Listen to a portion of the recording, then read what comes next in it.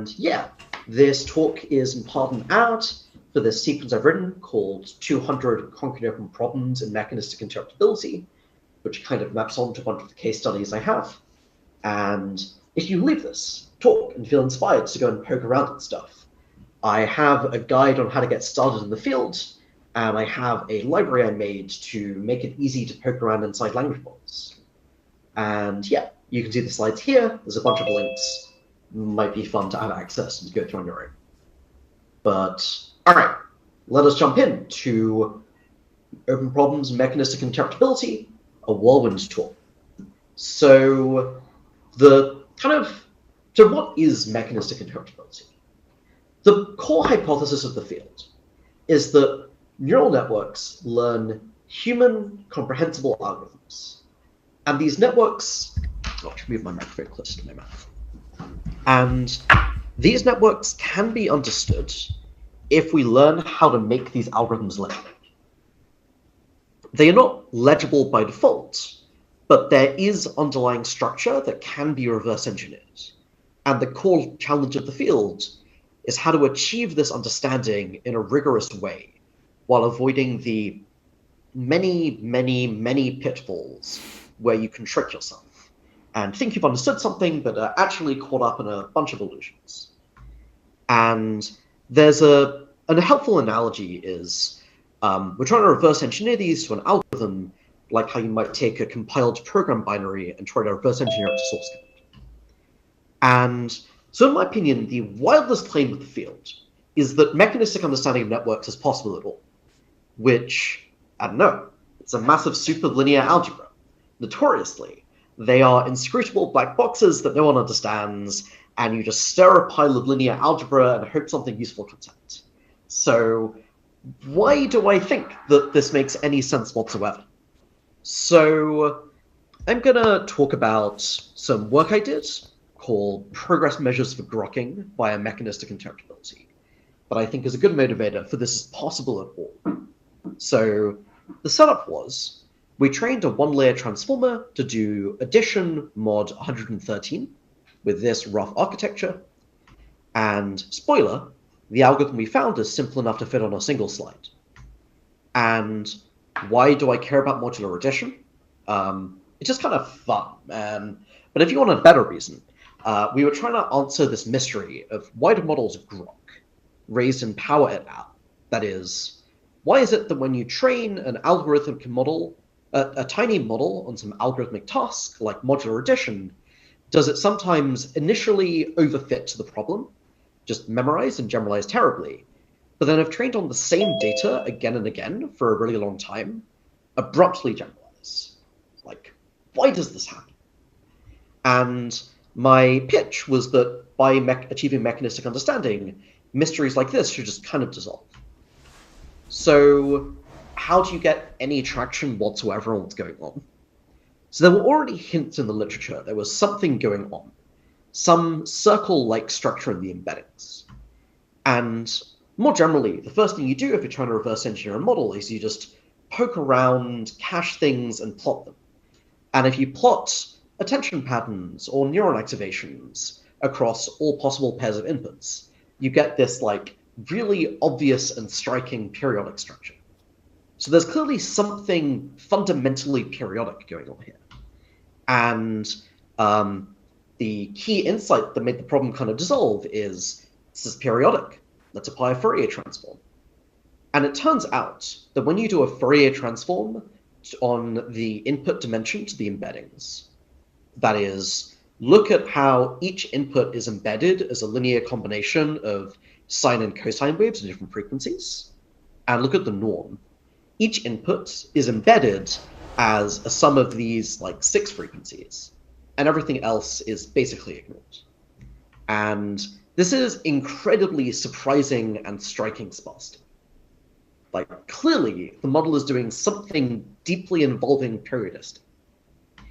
And jumping ahead, the algorithm we found is that fundamentally, the model has learned that modular addition is about composing rotations around the unit circle. This is equivalent composing, you add the angles. Modularity, you just loop around the circle. The actual algorithm is that it uses the embedding as a lookup table to map the inputs to these sine and cosine terms. It then uses the nonlinearities and the attention of the MLPs to multiply these trig terms to get the composition using triggered entities. It then uses further triggered entities to multiply by each possible output C to get the cos W A plus B minus C term. And then it uses the softmax as an argmax. And argmax of cos is 0, so this is maximized at C equals A plus B. And if you choose W correctly, the cos has periods dividing n, so you see is A plus B mod 113. And this is a somewhat galaxy-brained, but provably correct algorithm. And we present a bunch of evidence this is what's actually happening. Just want to see if there's any questions on the algorithm and like high-level setup before I jump into the evidence. More generally, feel free to drop questions in the chat as they come up, and I'll try to look at every so often. Do you have a question, Daniel? No, not yet. That's clear, thanks. Cool. All right. Then how do we know this is what's going on? So we present 4 lines of evidence. I've already covered the first one. It's just ridiculously periodic. What the hell is going on? The second is this mechanistic evidence. We can just actually look inside the model and read off steps of the algorithm from its weights. Here, we're looking at the unembedding step, and we can just look at it and see, okay, some neurons correspond to frequency 14, and the weights from this, the output logits, is just the sine and cos 14c terms, which is exactly what the algorithm predicts. The third line of evidence is that we can actually zoom in on the neurons inside the MLP layer and see that these are well approximated by sines and cosines.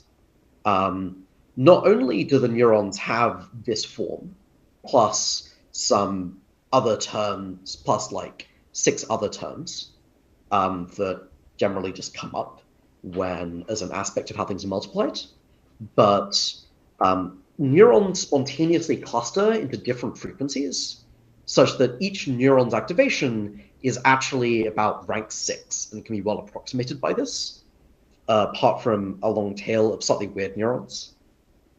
And finally, we can verify that what we've understood is both correct and complete by showing that if we ablate any of the bits our algorithms say should matter, we dramatically worsen performance.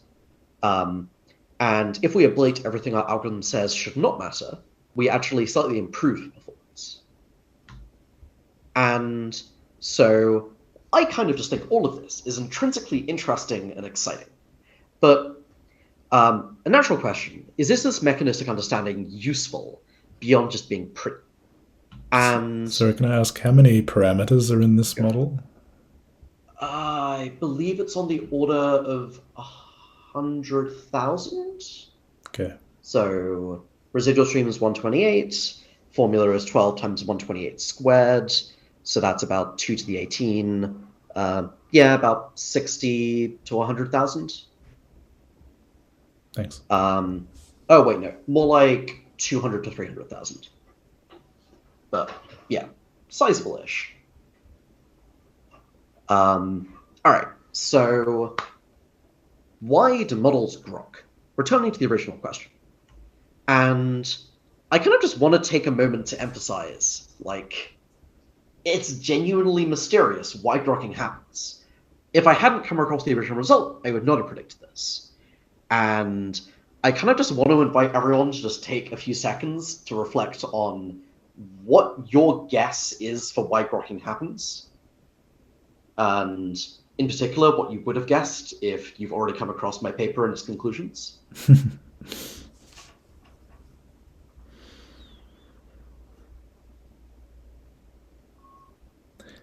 In the powers paper, is weight decay also playing an important role? I know it is in your modular edition.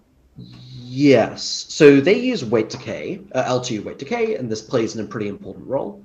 They do some other ablations and find that, say, dropout also works, but you need a bit more data to grok, which we found in our paper. We found that L1 regularization did not work, though I've heard some other people manage to get that to work. If you don't have regularization, it will just overfit.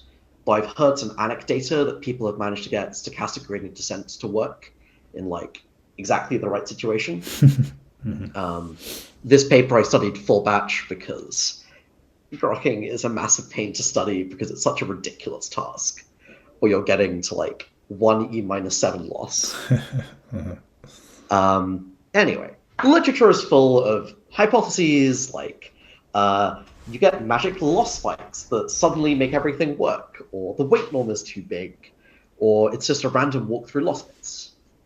And the conclusion we present is that grokking breaks down into 3 phases. The first phase is memorization. It just goes from like random to very good at the training data, and we can see that the embedding is approximately uniform by the end of memorization. The model hasn't figured out what's going on. But then, during this seeming plateau, the model is actually forming the correct circuit, which we can qualitatively see in the embedding becoming sparser. It's somehow transitioning from pure memorization to pure generalization, holding train performance fixed throughout.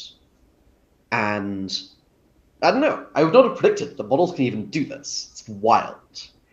And so why is test loss so bad if it's already mostly figured out the algorithm?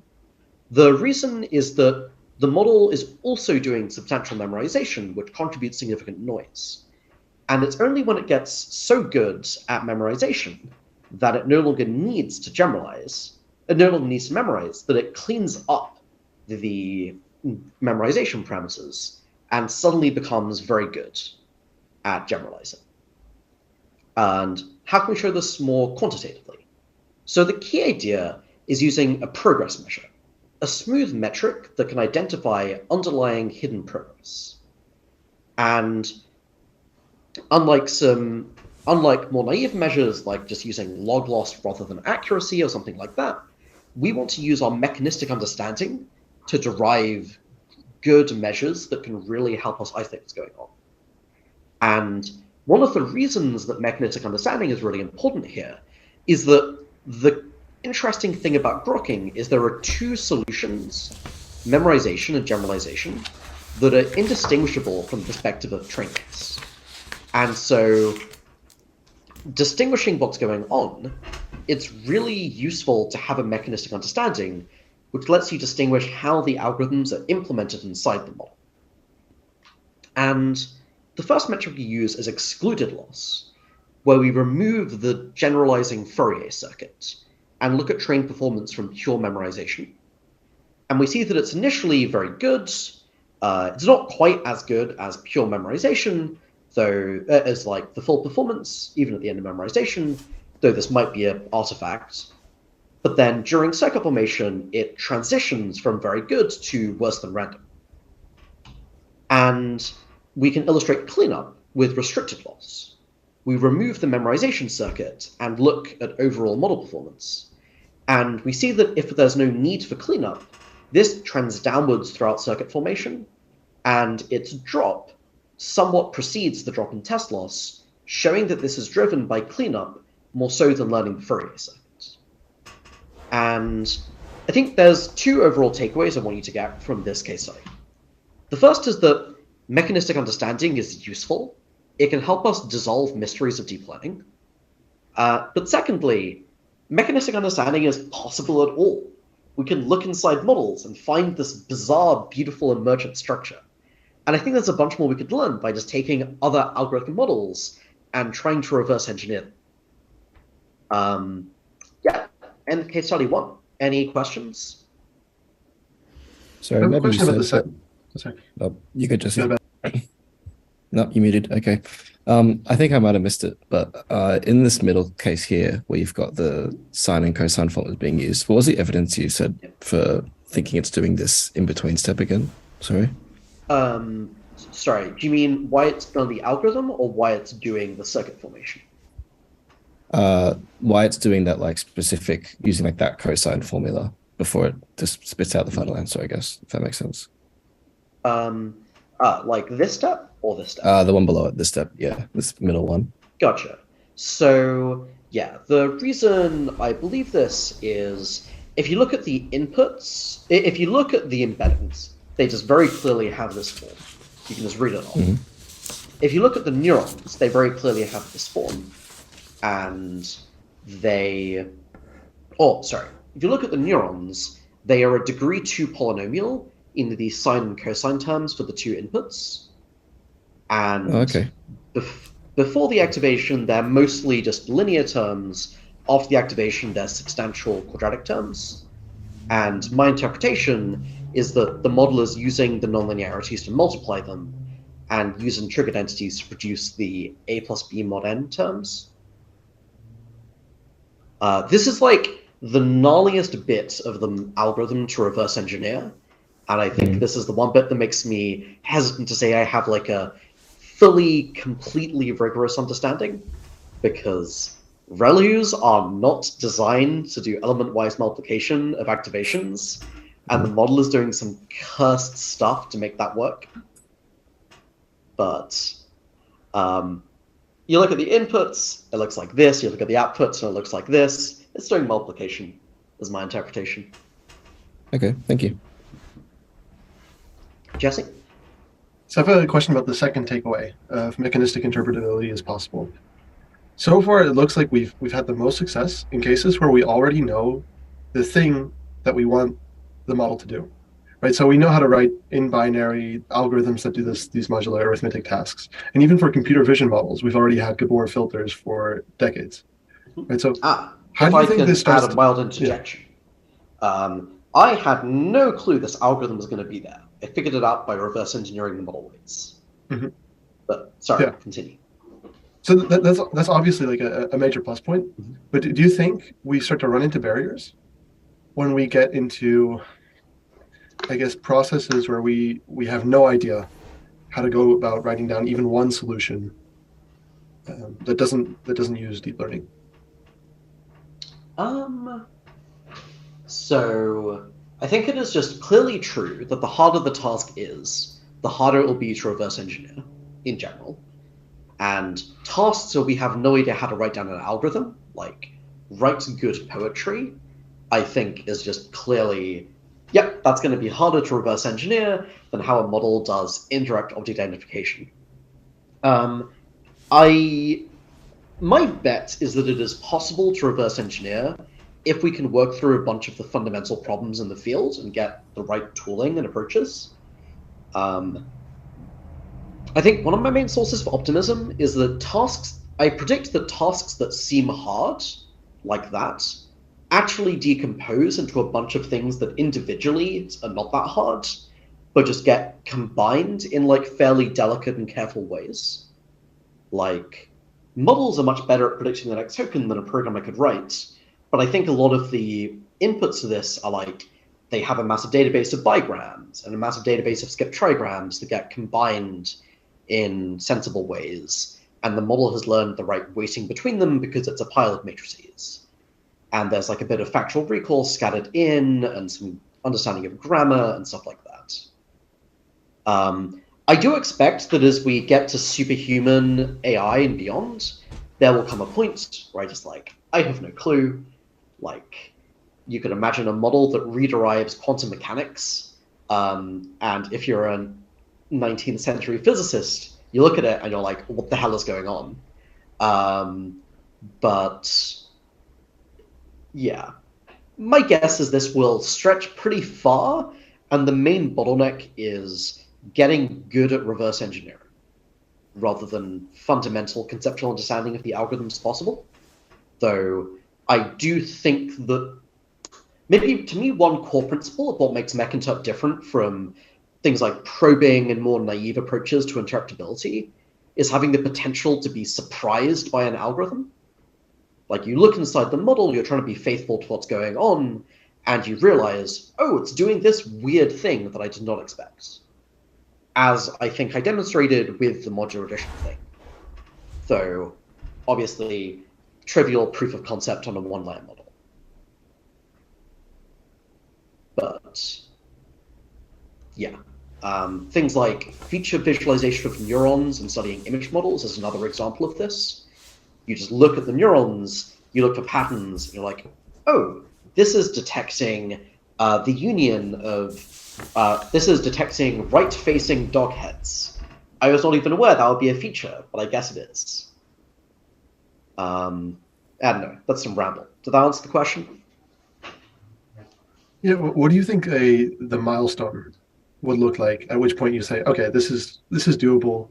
Is it reverse engineering all of GPT small? I would feel pretty great if we could reverse engineer all of GPT-2 small. That would just feel like a massive win to me. I think that would make me pretty optimistic that doing GPT-4 is predominantly an engineering and scaling problem rather than a conceptual problem.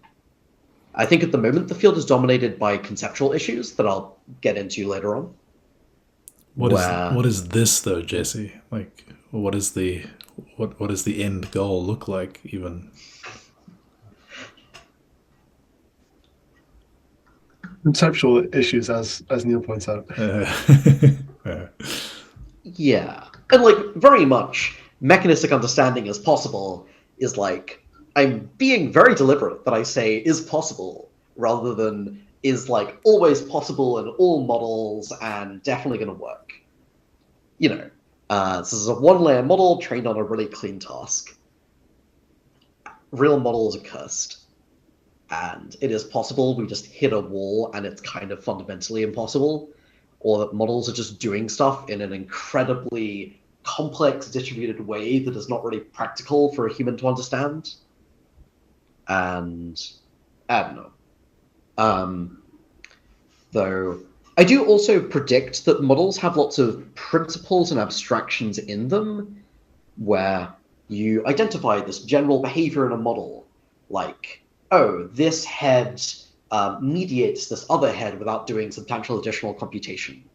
And you can break down complicated algorithms into these different concepts and abstractions and submodules that you overall piece together to a more complex thing. But where it's the kind of thing where you'd want a mechanistic interpretability textbook explaining each of the abstractions that go into building up the much more complex stuff, rather than a thing I could explain in like a 10-minute presentation to people who've never thought about the field before. I'm wondering if you would endorse the following intuition. I mean, I've only been looking at this for a little while, but it strikes me that relatively little effort has been put into mechanistic interpretability in terms of number of people and years spent working on it, and yet there are things here to read about already, and this is quite interesting. For example, if it were, I mean, that has to make one hopeful to some degree, right? It seems like not completely intractable at the very least. Yeah, well, the way I think about it is I would have been like, nah, this is impossible, they're just a pile of linear algebra. And then Chris Oler did a bunch of stuff on image models, and I'm now like, yep, I basically believe that Inception v1 is reverse engineerable and fundamentally understandable. But, you know, there's no way this is going to work on language models. Images are so nice, and they're so conceptual, and they've got a continuous input space. And then, turns out there's lots of understandable stuff in language models and algorithm models. And the DeepMind team is about to put out a paper looking at a circuit in Chinchilla 70 billion. And at this point, I'm just like, I'll be a good Bayesian. I'll factor in all the future updates. This is just possible. I will assume I will continue to be surprised by future evidence and just conclude right now, this is fine, it's going to work. But yes, basically no one is working on this. For a while, it was basically Chris Oler and a team of 5 people. And only in maybe the last 2 years have there started being substantial interest. But I'd say there's probably still less than 30 serious full-time researchers working on this, depending on exactly where you draw the lines of what is mech interp and just good interp. And one of the reasons I like giving talks like this is there's just so much stuff that smart, interested people can come and help out with. And just enough work has been done that I can literally write a list of 335 open problems in the field. Yes, you're amazingly prolific with these open problems. Could I ask, in this paper, why a transformer model with hundreds of thousands of parameters? I mean, surely this could be learned by a very small model, but the reason is that your interest fundamentally in interpreting transformers, that was the starting point, or? The actual reason is the original paper used 2-layer transformers. And this student I was mentoring, Tom Lieberman, who's now on the DeepMind team, I suggested, maybe you could get a 1-layer transformer to work rather than 2-layer. And he was like, yes, this works. And I went and reverse engineered it. And then I realized that a 1 hidden layer MLP would have just worked, and it would have been way easier. But, too late. Okay, that makes sense. Yeah. Yes. You looked at the 2-layer model? We replicated our progress measures on the 2-layer model, and it seems to be fundamentally doing the same algorithm. We haven't looked particularly hard at exactly how it's implemented, in part because the 2-layer model just has more parameters than are needed for this algorithm, and I expect it to be messier, but not in a way that I think is fundamentally interesting. We had a sequel paper called A Toy Model of Universality, led by one of my interns called Bilal Chuktai, where we showed this algorithm actually generalizes to arbitrary groups via representation theory, which was a very cute result. And there we studied 1 hidden layer MLPs with an embedding matrix at the start. There's lots of weird results when you dig into this. For example, 1 hidden layer MLPs will learn all frequencies because each neuron is independent of every other neuron. While if you have an embedding and then the MLP, just like embedding matrix times another matrix with no nonlinearity in between, it will learn a sparse number of frequencies. And I don't know why. And transformers learn an even sparser number of frequencies because transformers are full of all kinds of factorized matrices. And I don't know why. But models, man. All right, I should move on. So I think someone wanted to ask a question. Yes. Go ahead, Kevin. My hot take is that all networks of sufficient size will implement morally the same algorithm, but I haven't really checked. If you wanted to train a 10-layer model to do this and tell me what you find, I'd be kind of curious.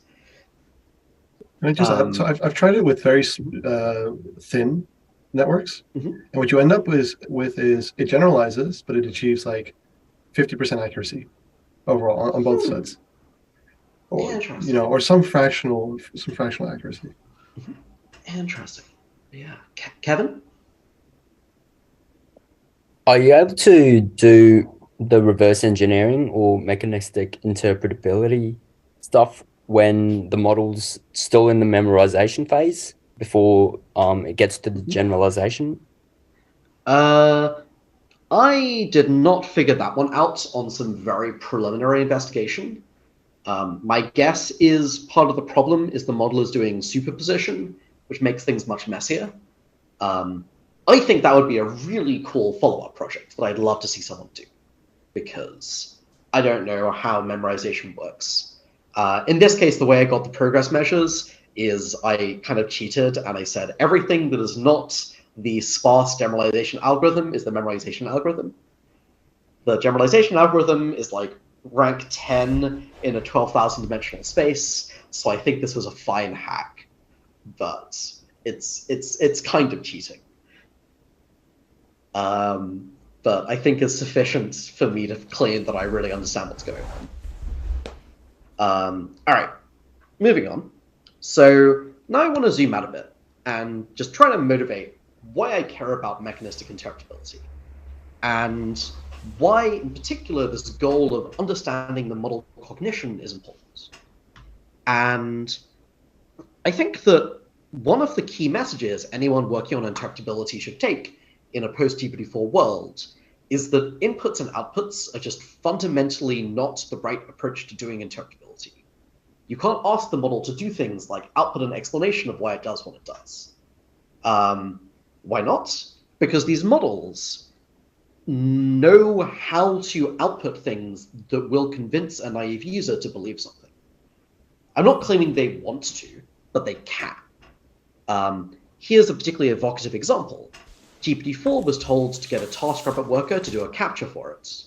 It instrumentally realized it should not reveal it's a robot and should lie, and it made up a convincing lie that it had a visual impairment, which is why it needed the help.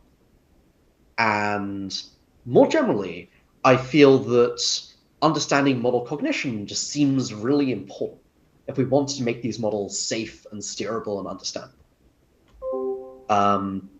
And so digging a bit more into what exactly I mean by this idea of cognition and mechanistic interpretability, the two key concepts to understand are the idea of features, the variables inside the model, the properties of the input as extracted, and the circuits of the model, the algorithms the model has learned to compute features. Here's a good micro example. This is a circuit in an image classification model. There are neurons that detect car windows, car bodies, and car wheels. There's a single convolutional layer with 3 convolutional kernels that connect these up to compute a new neuron that is a car detector that says windows on the top, body, and wheels on the bottom makes it a car. And one of the reasons that I think this kind of narrow, looking at neurons, reverse engineering specific circuits, looking at toy models like modular addition is like a valuable approach to interpretability is I think about it as forming an epistemic foundation for a true science of interpretability. People have been trying to do AI interpretability for more than a decade. In my opinion, it mostly hasn't really worked and is full of illusions and incomplete things and things that look at outputs only. And to me, what we really need is a foundation of things that we truly understand, even if they are narrow and deep rather than broad and scalable, and where we can build on this foundation to really understand what's going on and build more ambitious and scalable techniques, but where we can check they actually work in the context we can deeply understand. And one particular motivation for why I care a lot about understanding model cognition specifically. So a lot of my work is motivated by concerns around AGI existential risk and how to make powerful future human-level models aligned.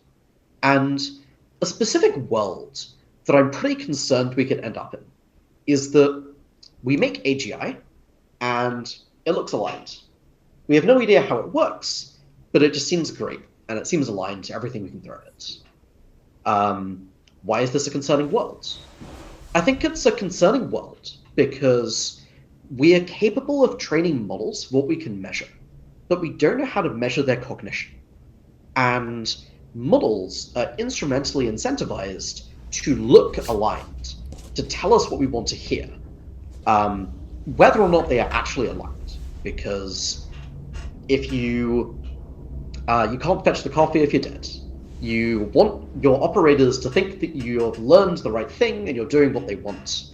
And you want your operators to continue giving you good feedback, but we don't know how to incentivize a model to do things for the right reasons rather than just telling us what we want to hear. And I think that I just struggle to see a world where I'd be comfortable deploying an AGI where we don't know how it works, even if it seems really aligned, because I don't know how we could distinguish alignment from misalignment in this context. And it seems to me like the only path to being able to safely deploy such a system is being able to confidently understand what's going on internally and verify that it has aligned cognition. And an approach I'm particularly excited about is this idea of eliciting latent knowledge. There's a great theory paper from Paul Cresciano on this idea.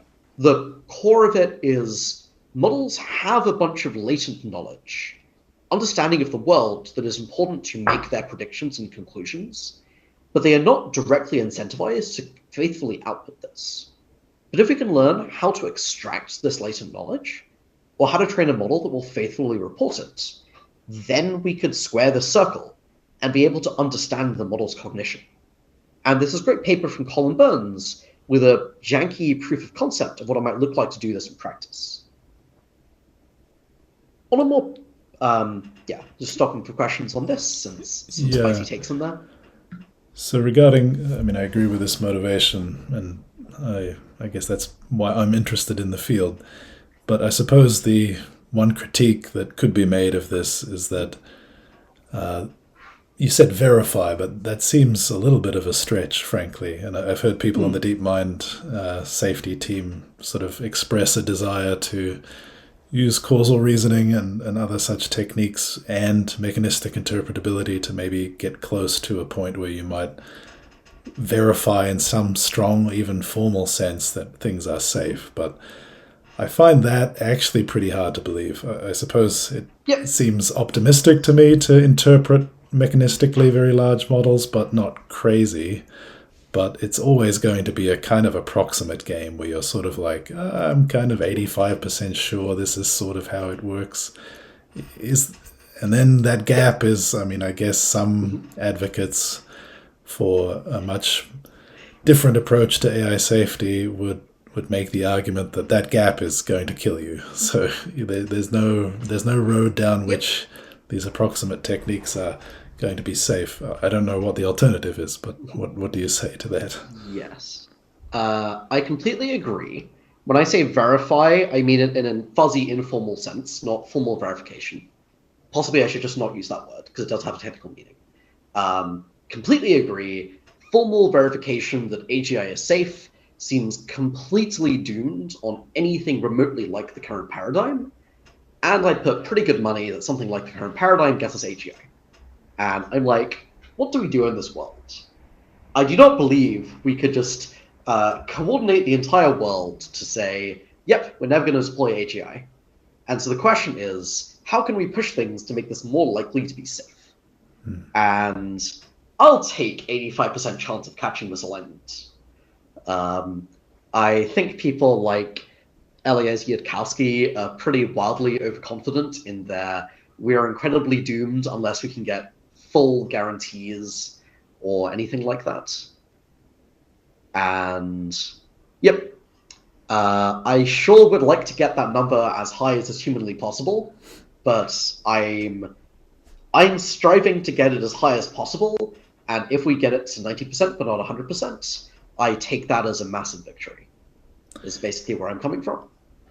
How much do you think hinges on universality? So, universality, the idea that the circuitry we find in one model is going to recur in other models we look at. So I wouldn't say that much hinges on it, in my opinion. The part of it depends on exactly what you mean by that. So there's the kind of really strong universality of all models will implement the same algorithm in exactly the same way. And if we reverse engineer it in a tiny model, we will just fully understand it in every model, which I think is completely doomed. And then there's weak universality that's like, well, the model will probably implement it in similar ways. There'll be a handful of ways it implements it, and we can understand all of them, which I'd mostly bet on. And then there's universality of principles, like techniques that work. There are techniques that will just work across a wide range of models. There are families of causal interventions and automated techniques that can help us get lots of information about a new model. And I'd bet that that would work. That's kind of where I'm coming from.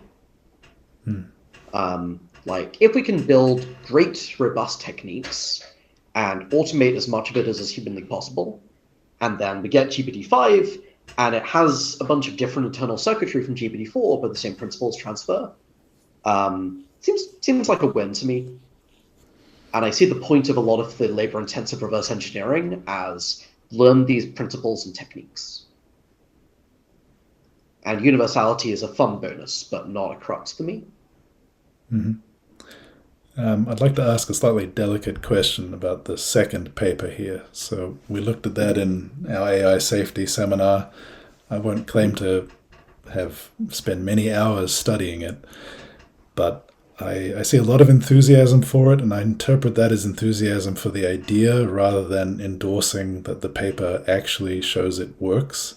Maybe I've missed something, and I'm not asking you to say bad things about the work of your colleagues, but it seems a lot hinges on this somehow. This is quite crucial. People are putting a lot of weight on this and determining the direction of investment of their own time and energy.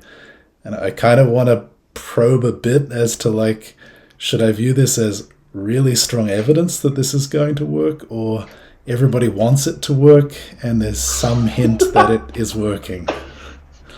I think it sounds like we're pretty much on the same page here. I think maybe how to phrase this. I think that alignment has a depressing amount of people doing basically the same thing in a fairly incremental way. And I'm extremely excited about people making interesting, ambitious bets that seem promising and are nothing like what anyone has done before. And a lot of my favorite papers are someone doing something genuinely original.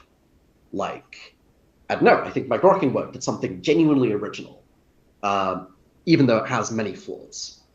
And I think Colin Burns' paper was an exciting original idea that I think has the potential to work. I totally agree the actual results are a bit underwhelming. There's lots of stuff about the method that could be refined, and there's also a bunch of conceptual issues. The key thing there is the information is kind of calibrated, but you could argue that the model's notion of what's actually true is calibrated, but also its model of what a human believes is also calibrated. And the technique doesn't systematically pick up on one over the other. I don't know. I am surprised by the level of excitement and investment in that technique, and it wouldn't surprise me if on reflection I'd conclude it's a bit too much. But also, I don't know. First papers on a thing often aren't that good, and then it gets refined and fleshed out and becomes better. And I think if people are blindly assuming the technique as stated will just work and just trying to scale it up, kind of meh. If people are taking it as a starting point and trying to make it into something awesome, that feels great to me. Excellent. I know. Yep. Sounds like we're probably on the same page. Yep. Yeah, to follow up on that, I think in neuroscience we have a lot of issues about reproducibility, and it's very easy to, to find correlation and infer causation. And yeah, I kind of have the intuition that mechanistic interpretability has similar problems of it's very easy to tell a story of what's going on, and it's not super clear how reproducible the results are, and if people are doing rigorous statistical testing when finding circuits, for example, what's your intuition of where the field's at the moment in terms of how rigorous it is? Yeah. So the way I think about it, the field is in a early pre-paradigmatic state. It's kind of analogous to the early days of sciences like chemistry or studying electricity. We have all these results. They are clearly tracking something real, but a lot of the concepts are confused. Different researchers have different intuitions, and the field has not yet converged on some shared consensus definitions and standards of proof. And I think if you want true reproducibility, you kind of need everyone to agree on what it means to have really found a circuit, and what it even means to have found a circuit, and what the right standards of proof are, etc., etc. And a lot of progress has been made towards that. I'm particularly excited about this paper called Causal Scrubbing out of Redwood Research that tries to give a general algorithm for how to verify that a causal story of a network is actually faithful to what's going on. But even that has a bunch of flaws, and as is, different techniques often use a handful of reasonably ad hoc methods. And when reading them, I often need to judge, like, how convinced am I by this? And I don't know, especially given how much the field is growing, probably at least half the papers I read, I just don't think it's rigorous enough, and I don't really believe its results. Or I believe its results, but I don't think the methods showed it that convincingly.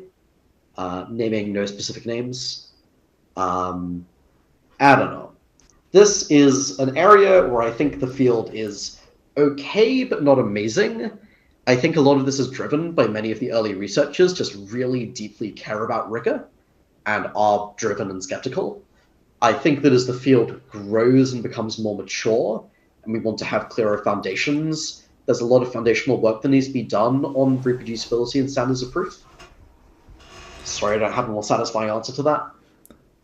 Could I ask you to reflect on how that compares to the Bertology fad, which is the closest thing that I can think of to, I mean, it's not the same as Mech-Interp, obviously, but I tracked that literature, and I don't know that any of it really is worth remembering at this point. Maybe that's too harsh, but I don't feel like the field really pays attention to those papers in NLP anymore. So that was thousands and thousands and thousands of papers. Is Mech-Interp on track to like be the new Bertology and be popular? But like, how does one avoid that fate? If you agree, it's a bad fate. So, honestly, if we get thousands of Mech-Interp papers, I'm like, that's such a win, man. We have 30 researchers. Yeah, so I definitely think there's lots of important culture setting to be done when building fields. Like, choose good questions, have real standards of proof, be willing to critique papers that do not meet these standards in a constructive way that shares how they could be better. And I don't know, I mean, it's kind of delicate to do this without being offensive to people, but I'm excited about a world where people try to falsify other people's results and like publish critiquing papers. And I think there've been some great work showing different kinds of interpretability illusions. I'm not familiar with the sociology of Bertology. No, I got into the field too recently to have really been around during that fad. I've read some literature reviews of Bertology and just felt kind of bored and didn't bother reading most of the papers. So I definitely relate. In part, I feel like Mech-Interp just chooses much more interesting questions. Like, I want to aim for real mechanistic understanding. I'm not a linguist, and I am not interested in projecting my linguistic understanding of what should be happening onto the model. And generally, I think lots of bad research is driven by people who are overconfident in a prior hypothesis and haven't got real contact with the reality of the model. And my understanding is that's a lot of what happens in Bertology, and a lot of the people were kind of linguistic people, but again, not familiar with the sociology of what exactly happened there.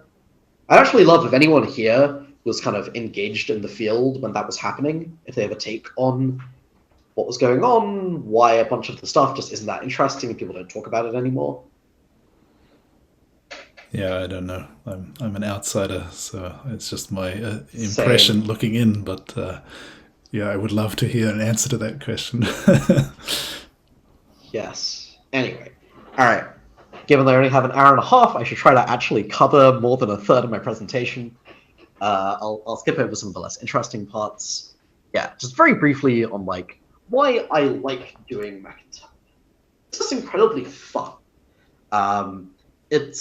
I'm trying to be a scientist. I'm playing with this weird alien organism. I'm trying to form real principled hypotheses about how it works and trying to seek truth and falsify my own hypotheses. It's also just pretty easy to get started and get fast feedback because you're playing with a thing in a collab rather than needing to do like days to months of experiments before you get any answer. And it's made of maths. It's a pile of linear algebra. I can reason about it. I know exactly what's going on a mathematical level. And this just gives the science a grounding in a way that many things don't have, but where there's much more of a potential to be excited and surprised than I think I've gotten from most mathematical work that I've engaged with that isn't grounded in reality in this way. And for people who are hearing this and like, this is interesting, I want to like actually try to learn more about how to do this, I have this getting started guide here. The 2 core bits of advice I have is code early and code a lot, get contact with the reality of your system, and be really skeptical. Try to question all of your results, generate alternate hypotheses, and try to falsify things. It's so easy to trick yourself. All right, so next case study. What is a circuit? How do the models actually think? And the theme here is circuits, the algorithms learned by a model, are real. Models are not just stochastic parrots that only learn correlations, and circuits can be understood and are crucial to understanding overall model behavior. And I give a proof of concept of this in the modular addition circuit. A circuit that occurs in real language models is this idea of an induction head. So language models predict the next token, and a fact about natural language is it often contains repeated subsequences. If you see the word Neel, Nanda is not that likely to come next, sadly, for now. And but if you see Neel Nanda like 5 times before in the text, Nanda is much more likely to come next. And so models are incentivized to learn this real inference time algorithm of check whether the current token or several previous tokens occurred in the past. If so, look at what came after that and predict that that comes next. And in a mathematical framework, we looked at 2-layer attention-only language models, and we found this circuit of an induction head where 2 attention heads of different layers work together to implement this algorithm of check whether current token has come before. If so, look at what came next and predict that that comes next. And for at least the very simple case of literally just match the current token, we were able to find this detailed mechanistic understanding, which you should check out in this blog post, which I will avoid going into in too much detail here. And this was a 2-layer attention-only language model. Is this interesting? Does this tell us something real about models? So in this follow-up paper, Induction Heads and In-Context Learning, we tried to understand how models do in-context learning. That is, how do models track long-range dependencies in their text? Analogous to how you might use text on page 1 of a text to predict what comes on page 4.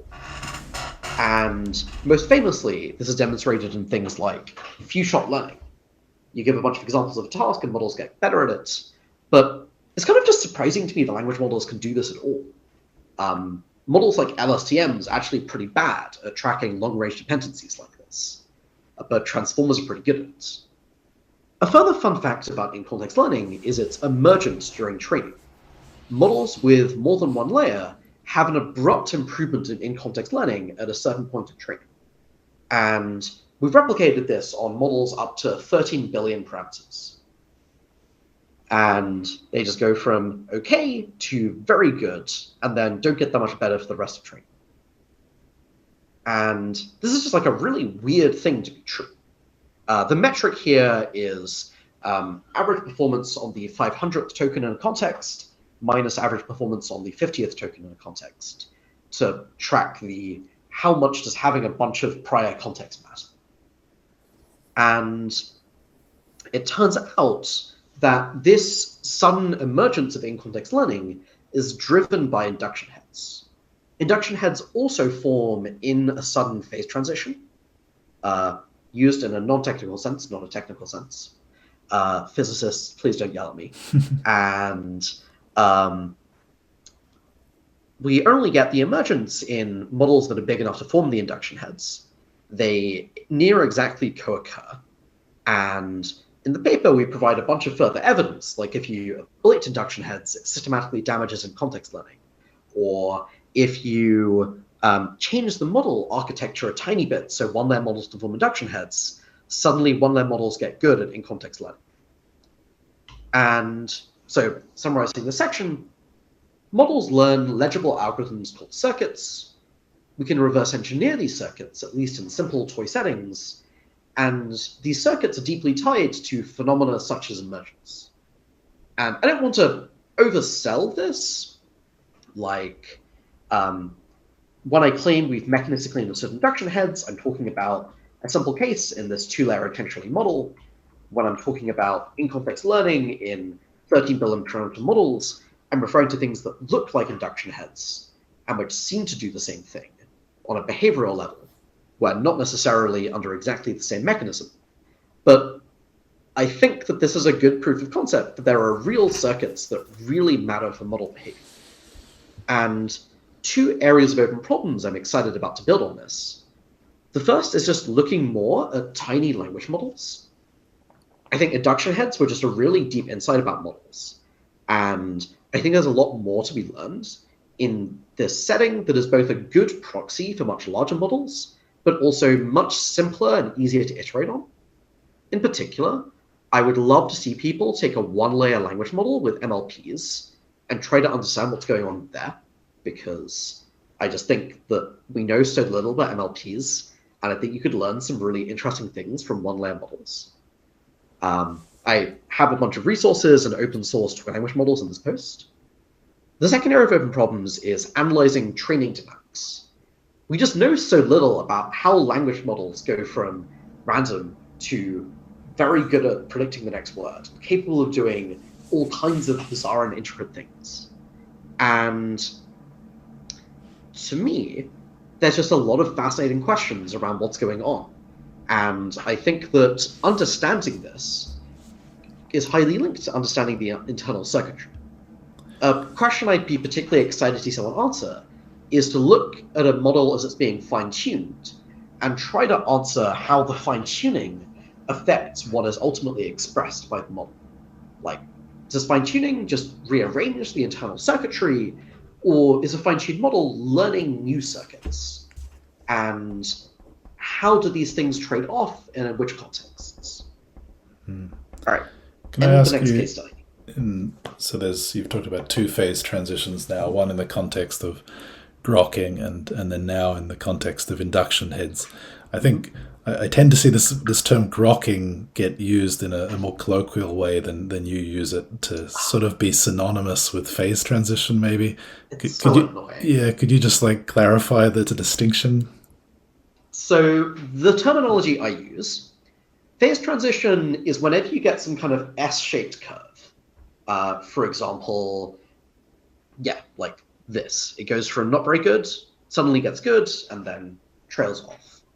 And it's this kind of non-convexity and suddenness across training, model size, dataset size that I think is really important here. I know Jesse has been doing some research on phase transitions more generally.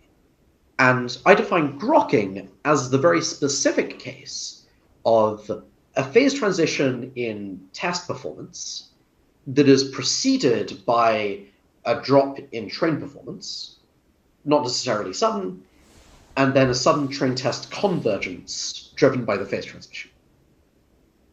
And I don't know, there's lots of sketchiness around exactly how you measure performance, whether your x-axis is log scale or linear scale, whether your y-axis is log scale or linear scale, whether you use accuracy or log loss that can exaggerate or underrate these things.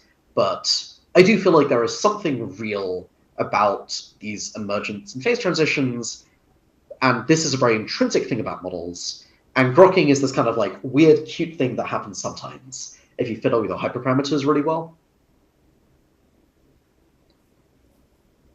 And I don't know, people using grokking everywhere annoys me. Any other questions?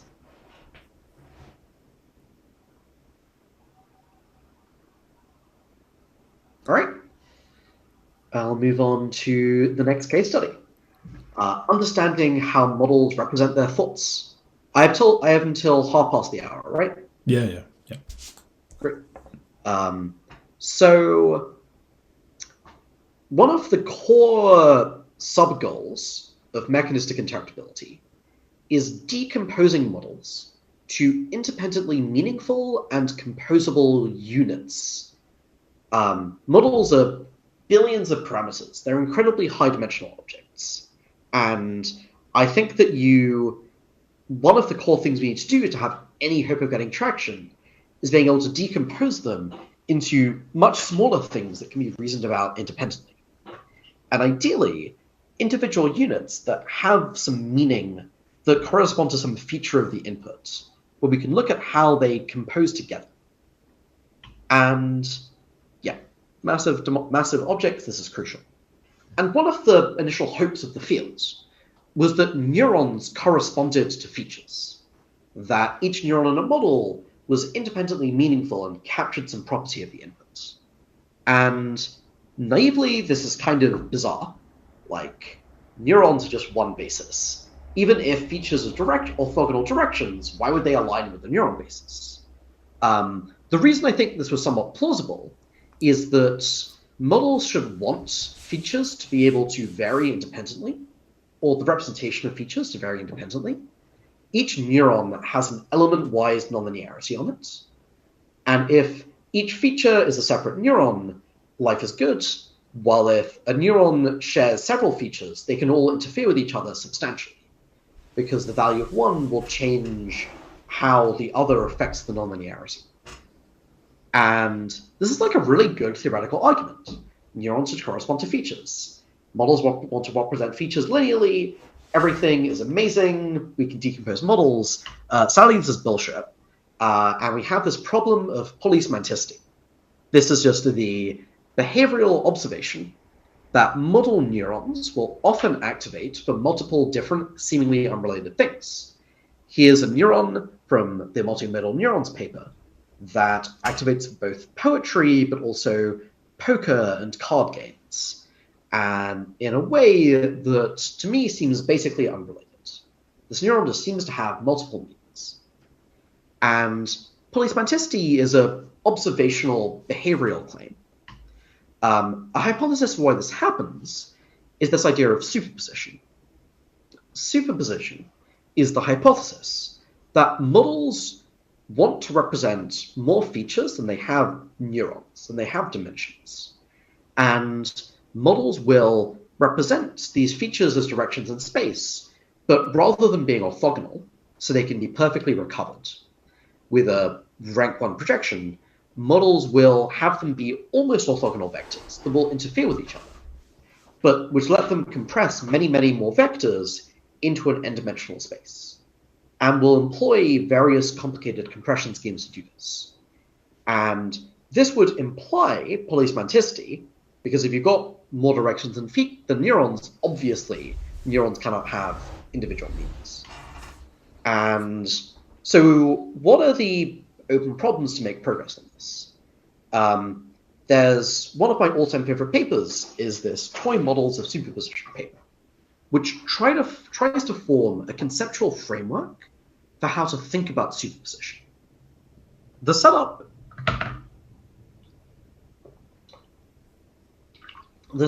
was that they have a linear autoencoder. They have a bunch of sparse input features. They map it linearly to a small dimensional space, and they linearly map it back up to a higher dimensional space. And they have ReLUs on each output, and they train it to recover the input features. And this is a test of how well models can compress a linear representation as almost orthogonal directions in a lower dimensional space and then recover them. And what they found is that the sparser the input features were, the features being non-zero less often, the easier it was to represent them with superposition. They went from linear orthogonal features to 4 features represented as antipodal pairs to 5 features in this beautiful pentagonal configuration. And they had this, and the thing they focus on here is this idea of representational superposition. If you have a bunch of features, how can you compress them into a low dimensional space? But another really interesting question is computational superposition. How can models compute more features than they have in neurons, even though they only have n nonlinearities? And the paper very briefly touched on this, but I think a really interesting problem that is also cute and toy and mathematical is studying different toy models of neuron superposition, computing different kinds of features. One particular problem I'd love to see someone do is to take n sparse binary inputs and map them to a bottleneck with nonlinearities, and then map them to n choose 2 outputs for each pairwise AND of inputs. This is nonlinear, the model needs to use neurons, it can probably use superposition. What does this look like? Can we reverse engineer it? What kind of properties happen? And what could this tell us about what happens in real models? And they found all kinds of beautiful emergent structure.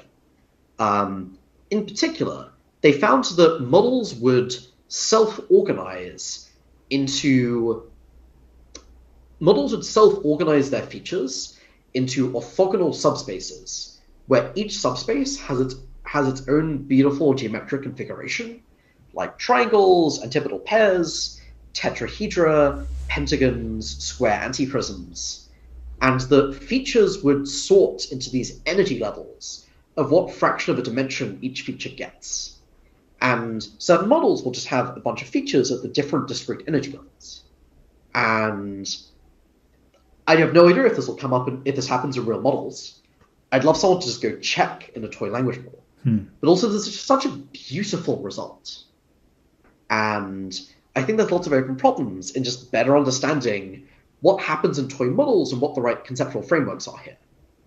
Can I ask you about the intuition behind the sparsity here? So my reading, I think they sort of say this, but I want to check my understanding. So the idea being that, as you were showing earlier in the modular addition example, over the course of training, some of the features become sparse, even though they're not at the beginning of training. Am I to think of like the increasing sparsity here as partly being like, if I had some network, then some intermediate layer would be seeing more sparse activations as its inputs? If I'm sort of... Okay, so there's some annoying namespace collision happening here. I personally think sparsity here should be renamed to prevalence rather than sparsity. So there's two different notions of sparsity. A model's internal representation, some neuron, can be sparse if it only activates on certain inputs. In the modular addition case, it was actually that there were only a few directions in interface that were represented or stored, which is another definition of sparsity. But these are all properties of the model that happen during training. And like the model chooses to do this in some sense. But then there's this notion of sparsity or rareness or prevalence of features in the input. Like knowing who Neel Nanda is genuinely useful for predicting the next token, but it's not very useful. It matters on like 1 in a million tokens or 1 in a billion tokens. I don't even know. And so this is an example of an extremely sparse feature. And yes, this is a completely different claim to models having sparse neurons. And I think this is annoying, and I think we should rename the like input feature sparsity to prevalence. Yeah, okay, that makes sense. Did But that I guess I'm asking because from the point of view of statistical learning theory, often it seems weird to people to, like, this phase transitions in a sparsity parameter seems kind of weird because the input is sort of fixed if you're thinking about a learning problem, but here you're thinking about varying it. Now, one way of interpreting that is that over the course of training, some intermediate layer starts looking more like this toy models distribution. But that's maybe not how you were thinking about it. Yeah, so I'm not sure I quite followed the question, but I'm going to continue and it might shed some light on it. So a natural question is, okay, we think superposition is happening. What can we do about it? And in particular, what could we do to recover this dream of individual, independently varying, meaningful neurons. And the hope here is that we can find an over-complete basis, a set of directions where each direction is meaningful, and there are more direct, and because it's superposition, there are more directions than there are neurons or dimensions. And on the face of it, this is kind of a wild claim. Models just have, just mathematically, you cannot have a unique set of directions with more elements than the number of dimensions.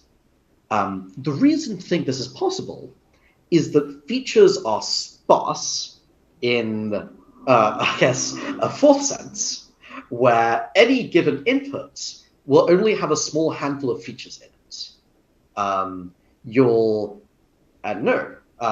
There's hundreds of different landmarks you might want to remember information for, but for the Eiffel Towers in Paris, only the Eiffel Tower direction will activate. And there's like fields around neuroscience and compressed sensing that try to recover sets of directions that are much larger than an underlying space by assuming that any given input is a sparse linear combination of these. And I think a really exciting area of open problems is trying to understand how we could extract this. There's a very preliminary work from Conjecture. Anthropic put out a bunch of blog posts actually last night with some of their initial progress. If anyone here has a background in any fields that use techniques for this kind of extracting sparse overcomplete bases, I would love to see what you can help us learn about superposition. And on the specific thing of phase transitions, my understanding is that the phase transitions kind of happen, phase transitions you get in like learning of sparse things happens when you like cross the threshold of the true number of features learned by a thing. And models can both over the course of training learn more and more features. Like language has basically an infinite tail of increasingly niche features where each one is worth learning, but the improvement in loss is trivial, like who is Neel Nanda, versus basic features like this is Python code, or this is a full stop and followed by a capital.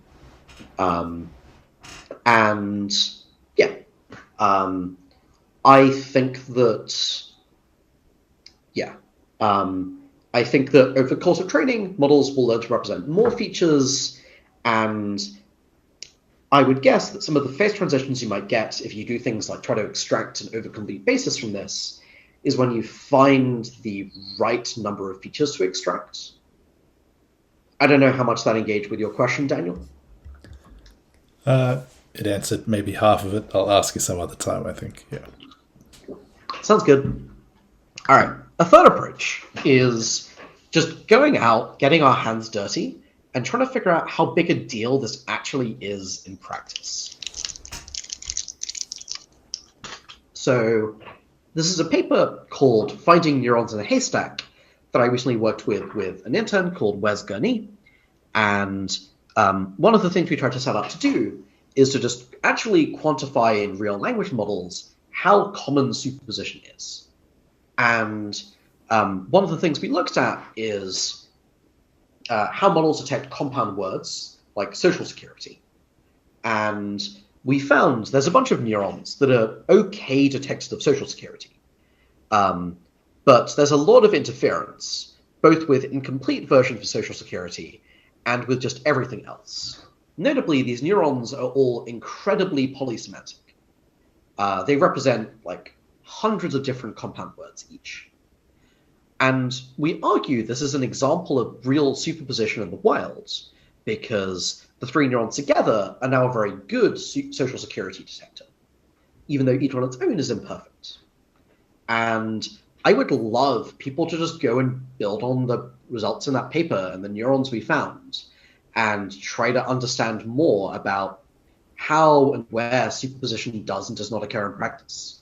one concrete question I would love to see people answer is just, in practice, does superposition look more like superposing something across 2 to 5 neurons, or more like superposing it across hundreds of neurons? Because this makes a very big difference to how hard the problem is to solve. A concrete challenge is we also found some seemingly monosemantic neurons, like this French neuron. And for people here who like a challenge and like the idea of rigor, my question to you is, how could we prove this actually is or is not monosemantic? And there's a lot of hard nuances here. We need to look at the model across all of the possible data. This will involve engaging with questions like, what even is French, man? You need to check for whether there are rare features that we just haven't noticed, but which falsely activate it. You'll need to decide what is the right threshold for interference. Like, is this monosemantic? Is this not? It's not quite a perfect separation. One inspirational paper is curve circuits, this Herculean effort to rigorously show that certain neurons in an image classification model were genuinely identifying curves. And yeah, closing off this case study, superposition, it seems to be a big deal in models. We believe it is the explanation of polysemanticity, but there's a lot to understand, both in terms of mathematical conceptual frameworks and in terms of just better understanding what's going on and how to extract meaningful directions. Any questions on this case study? Yeah, what's the state of the art in, you mentioned polysemanticity for circuits, possibly, I mean, you posed it as a question, I guess. What is the state of understanding of how models compute, sort of, with respect to superposition? Pretty bad. So yeah, there's two conceptually different kinds of superposition. Representation superposition, where models have features. The features are directions, but there's just more of them than there are dimensions.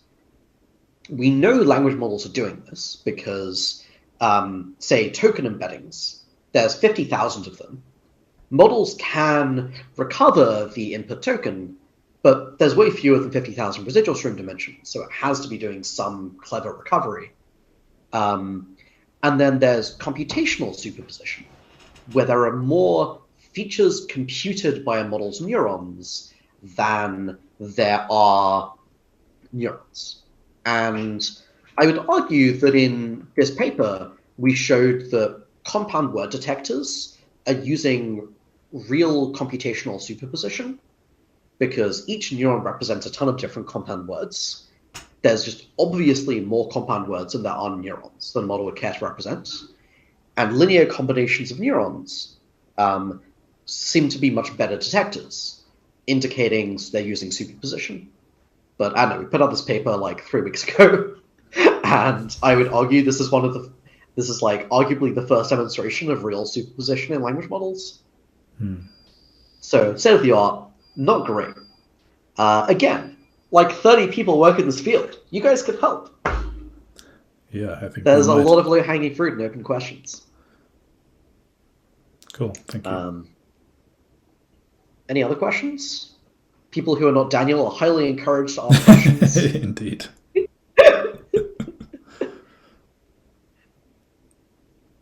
I just, what's your intuition on what's your modal model of what is a feature in a language model, and how do they relate to circuits?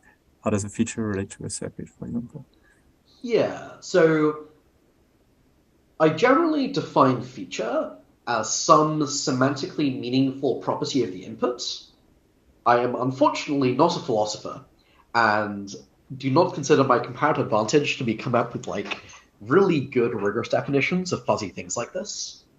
I often find it useful to have an extensional definition, like an example of a feature is this bit of an image contains a curve at this angle, or this bit of an image contains a region of high frequency noise and then a region of smooth things, or this token is a list variable in Python, or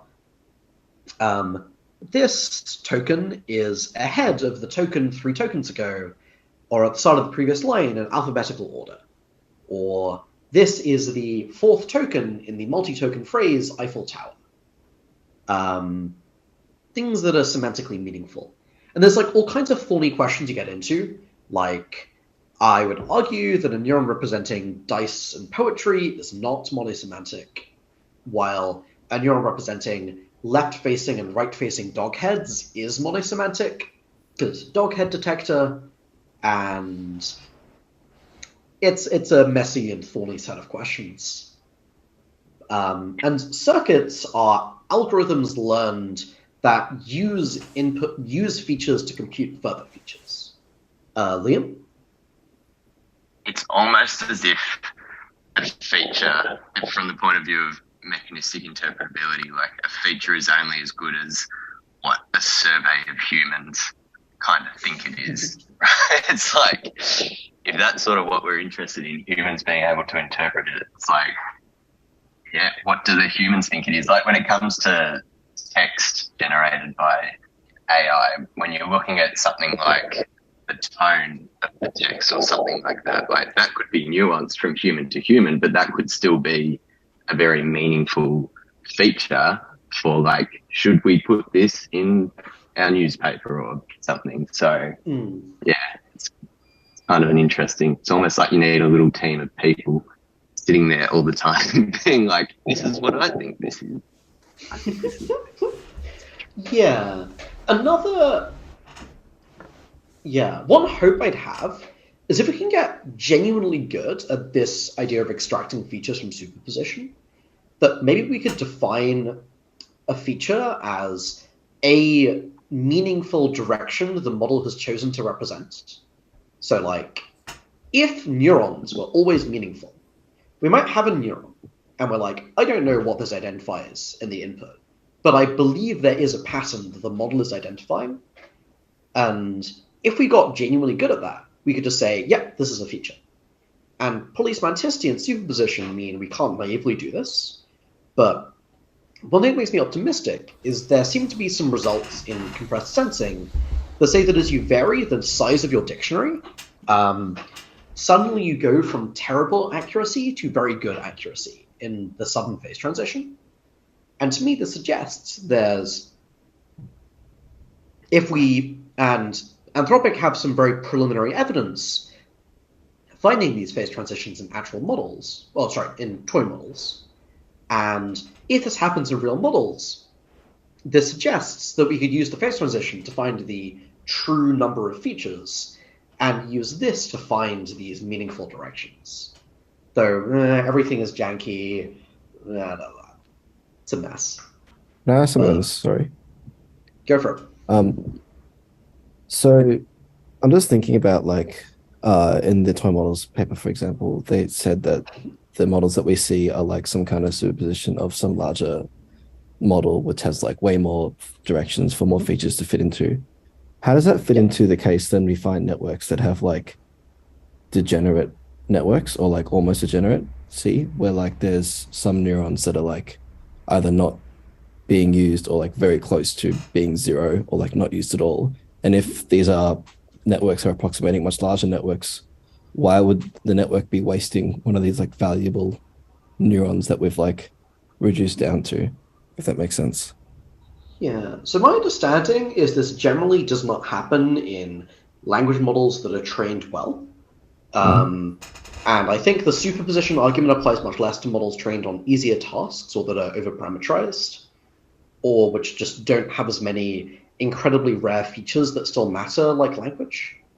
There's also just going to be like weird optimizer dynamics. Like if a ReLU neuron never activates, it never needs to activate, so it never learns to activate because the gradient is 0. And you're doing a random walk through parameter space, sometimes that will happen. I don't have a deep answer for that. I think it's extremely rare that a model would intentionally do that, unless you have some weird regularization as a quirk of the optimizer, or the model has learned to do some kind of redundancy, which models do learn how to do. It's really annoying.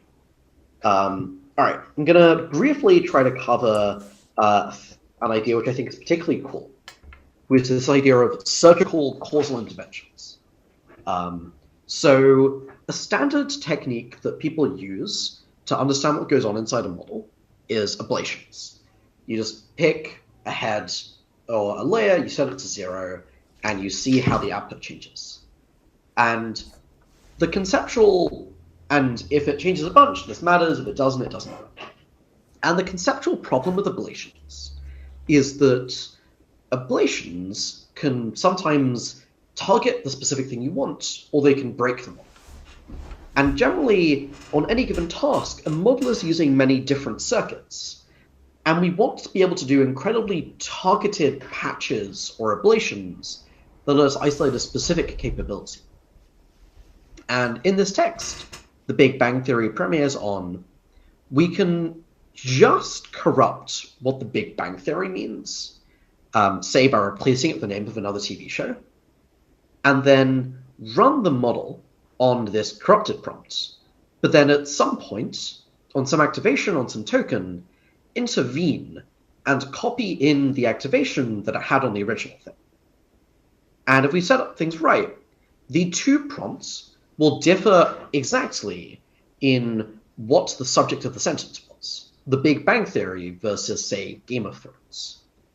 And this matters because, naively, if you just do ablations, the Big Bang Theory premieres on, you can be tracking things like identifying that you're looking for a TV network to premiere on, identify you're doing factual recall at all, the syntax of piecing together these 4 tokens. But this idea of replacing an activation with the activation on another input is, in my opinion, a interesting, really surgical approach that can help us track down precisely which bits of a model matter for which different circuits, even if an input activates many circuits, and the model is full of many, many circuits. And there's a bunch of work in mechanistic interpretability exploring different ways to use and build on this family of causal interventions. And a challenge to anyone in the audience who is excited about causal inference is, what is the right way to apply these techniques to models? What's the right way to corrupt an input? Can you find settings where these interventions work well and where these don't work well? What's the right metric to use? Should we look at the probability of the output? Should we look at the log probability of the output? How can we, are there ways to make these more efficient? Are there ways to make these more rigorous? This is just, I think this is a really important family of techniques, but this is also just an incredibly young area of the field. And there's lots of fundamental conceptual work to be done in figuring out the right way to use these surgical causal interventions. And I would love to see people write the textbook on how to do this. And yeah, I will probably wrap up here. You can see my sequence of open problems here. You can see my guide for how to get started in the field. I have a glossary where you can look up all of the jargon you'll encounter if you start learning more about the field. I have a library that hopefully will make a lot of playing around with language models much easier and comes with some tutorials. And you can see these slides and all of the accompanying links here. And yeah, thanks for having me. This is very fun. I'm having to hang out for another 10-ish minutes and answer questions. Yeah, thank you very much. Yeah, questions. I have some, but I won't hog the remaining 10 minutes too much, so you should ask now. Jesse? Yeah, maybe what's your greatest source of uncertainty? About mechanistic interpretability working? Sorry, what do you think repeat the question? Your greatest source of uncertainty? What do you think we're most likely to run into a barrier? I think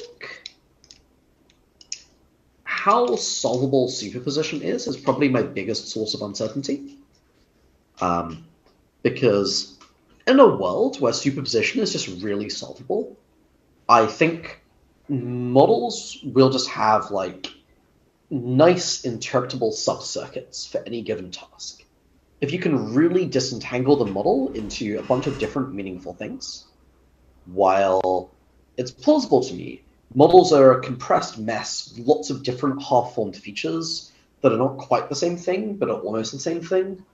And that, or just like, it's a distributed mess, and we don't learn how to extract the like right sparsity from it.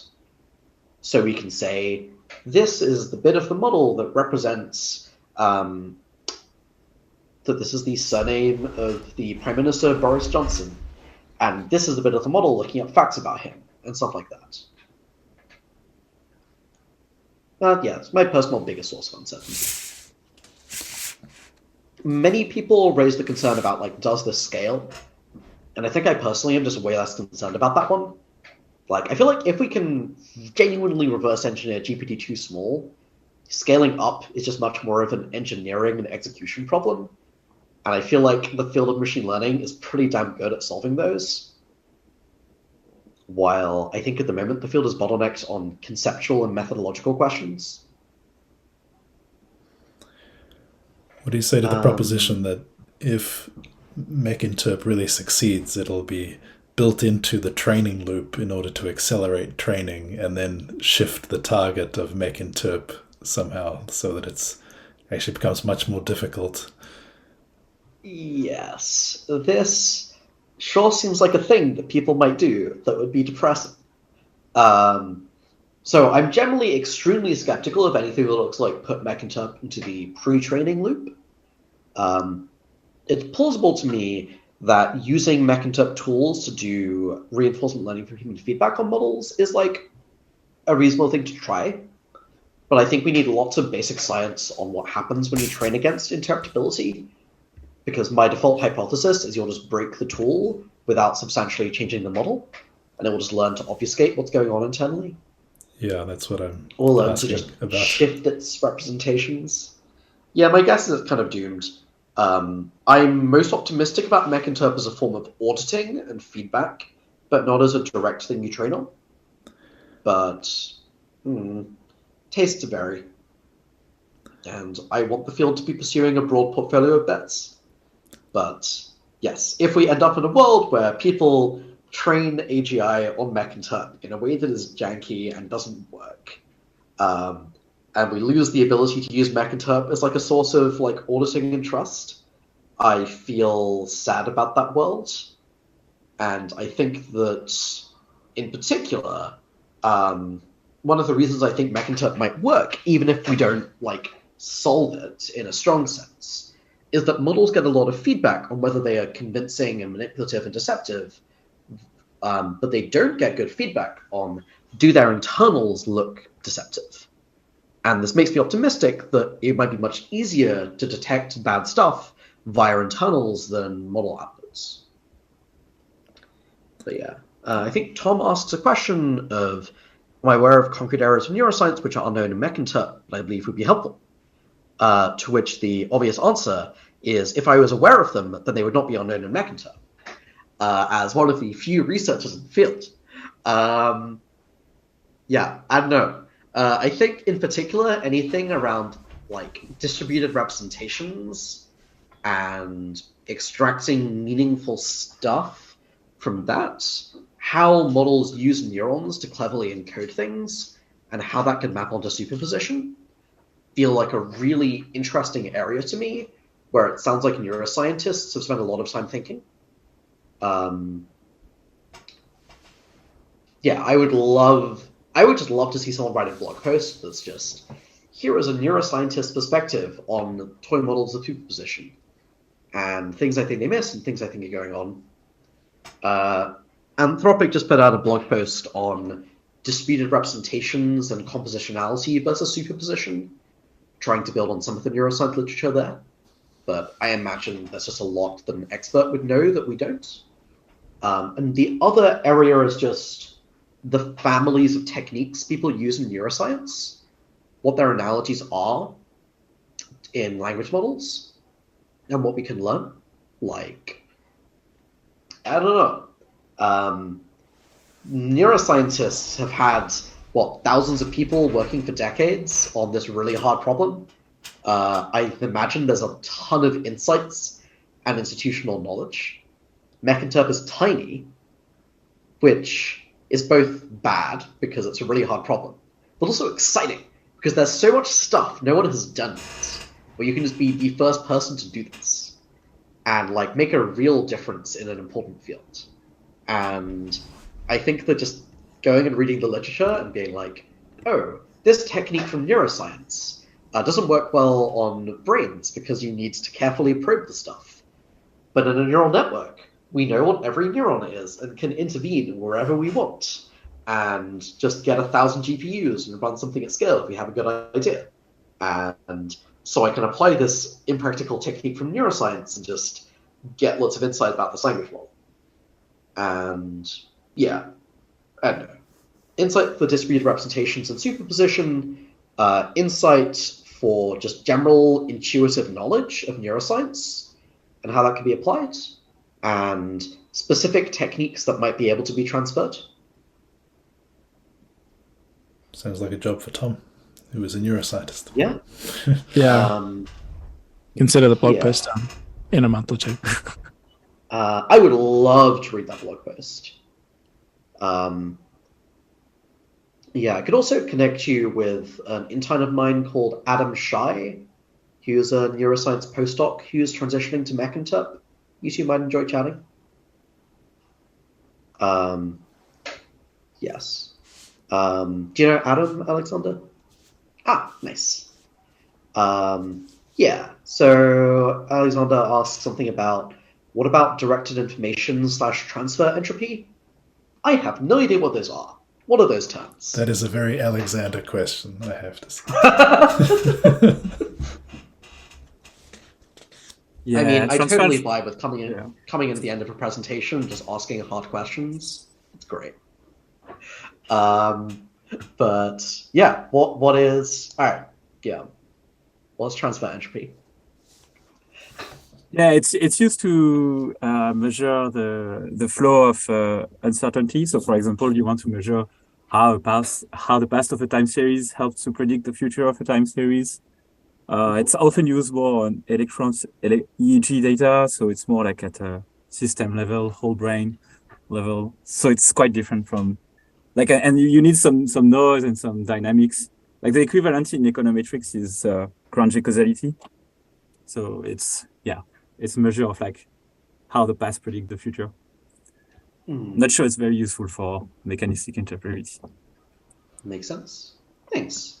Yeah, I think I'm not sure how useful the family of thoughts around like dynamical systems are, because I think that corresponds well to older models like RNNs and LSTMs, but transformers aren't really recurrent in the same way. So that might break a bunch of the analogies here. But what about the watch-it lens stuff? You know, you can sort of interpret the forward pass through the residual stream. It's dynamical. I don't think that's well modeled as a dynamical system. Like, each layer of the transformer is fundamentally different from each earlier layer.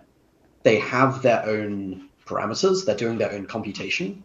And like, it is true that each layer is more of an incremental update, but my understanding is that insights from dynamical systems just wouldn't really work when you've got 100 different qualitative things that happen. Maybe this is wrong, and actually there are great ideas for this. And like, I do think the residual stream and the fact that each layer is an incremental update rather than fully replacing the old information might make something like this more relevant. And no. And then there's one other obvious place you could try to apply intuitions from dynamic systems theory, and that's the training process, right? SGD is a dynamical thing. So I'm wondering, just if we take that as a starting point, what do you think of snapshot interpretability? You know, looking at the model at a specific point in time versus interpretability, where you're actually looking at the gradients over time. You're studying how the model changes over time. Mm-hmm.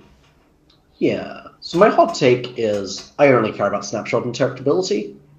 Like, I don't know. We're gonna deploy AGI in the world. Is it safe? What's up in the final system? That is like the core question I care about. I think there's like lots of other interesting questions, and if you're excited about other stuff, I would definitely encourage you to go and explore that. And I think there's probably insights about what happens during training that matter understanding the model at the end, like weird vestigial organs, messed up stuff like the vagus nerve. I don't know. One weird phenomenon in models is backup behavior. When you ablate like a head, sometimes a head in the next layer will take over and compensate for the loss of that head. This happens even in models that weren't trained with the need for explicit redundancy, so which didn't have dropout. Who knows why this happens? My guess is it's a circuit for cleaning up interference from superposition, but it would be fascinating to me if it's actually a circuit for it would be fascinating to me if this is actually something to do with like, weird training dynamics happen, and this is an artifact of that. And I'm very curious. So I think it's implicit, but can I just get sort of you to confirm that your current view on how this gets applied to a very large language model eventually is that you take the final trained model and then you're going to run all sorts of automated interpretability tools on it with some sort of human interaction? Is that roughly how you imagine it working? Or? Pretty much. I think there's a broad spectrum in the amount of automation I'm expecting. Like, I don't know. If you can narrow down the bits of a model that are relevant to social manipulation to 1,000 neurons, plausibly, having a bunch of people go through that is just like a great use of time. Plausibly, even if we just cannot automate this stuff, paying like hundreds to thousands of contractors to go and do this is like actually worthwhile. Like the pharmaceutical industry spends billions of dollars validating the safety of things before they deploy them into the world. And I'm a lot less concerned about existential risk from bad pharmaceuticals than I am from AI. But ideally, it would be as automated as we can get it. But I don't know, that's like not a crux for me. It's more like a nice to have the more and more efficient you can get. And in particular, I most care about answering crucial questions about models. Like, does this have goals? Does this deceive people? How does this model think about users and model them socially? How is the model thinking about like influence and power and its own situation? And I don't know, a concrete example of this is Bing Chat. Bing Chat threatens and gaslights users, and it tries to break up people's marriages, and it's vindictive and swears vengeance on people who prompt inject it. This is a fucking search engine. What is going on? And hypothesis A, Bing Chat is the first warning shot of genuine misalignment. We should be scared and take note and act radically differently. Hypothesis B, it's just some bizarre artifact of how they trained it and how this interacts with things like it reading news articles about Bing Chat being bad, and it's role-playing some weird kind of vindictive search engine. And I'm like 80 to 90% that it's the boring hypothesis, that it's weird role-playing, but like getting good enough at mechanistic interpretability that we could tell the difference feels like the kind of question I'm most excited about being able to answer. And it's not obvious to me you need significant automation to answer a question like that, even on like GPT-6. Especially as we trend towards like models that are trained on a ton of really high quality data rather than just making them bigger. Great, thank you. I think that's an excellent place to end. Thanks very much. That was very useful. Yeah, thanks for inviting me. This is fun. If any of you are interested in working on any of these open problems, feel free to drop me an email. It should be pretty easy to find my email on my website. Terrific. Thanks, everyone.